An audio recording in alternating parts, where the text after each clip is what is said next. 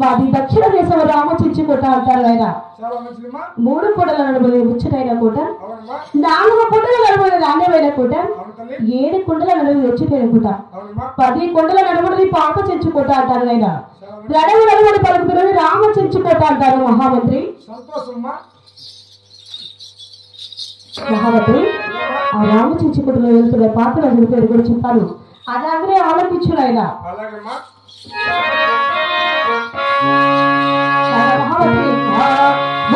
రాజు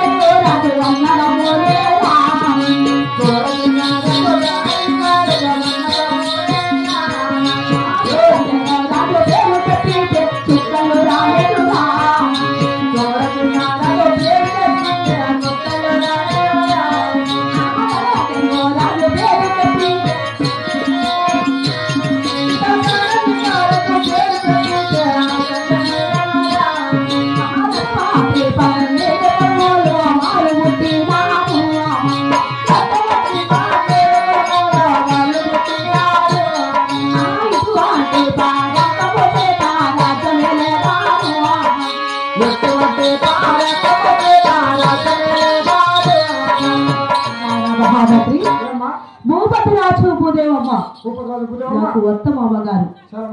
భూపతి రాజు కుమారులు 2 అన్నదమ్ములు, సూర్యశేఖరాలు ధరలశేఖరాజు 2 అన్నదమ్ములు అయినా.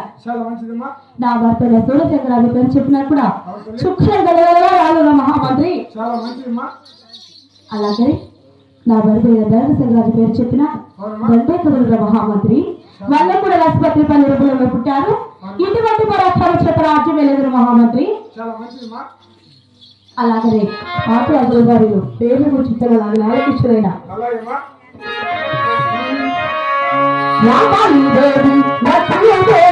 అక్క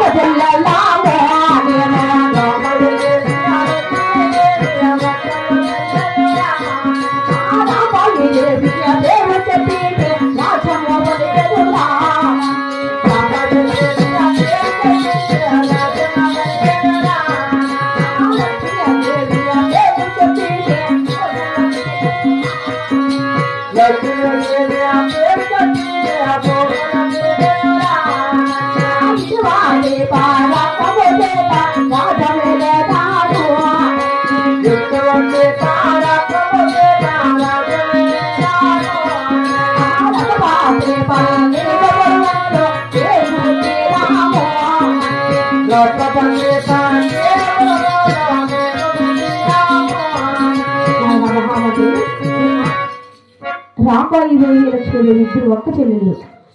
రాబాయిదేవి పేరు చెప్తే కూడా రాజ్యమే వణికిన మహామంత్రి.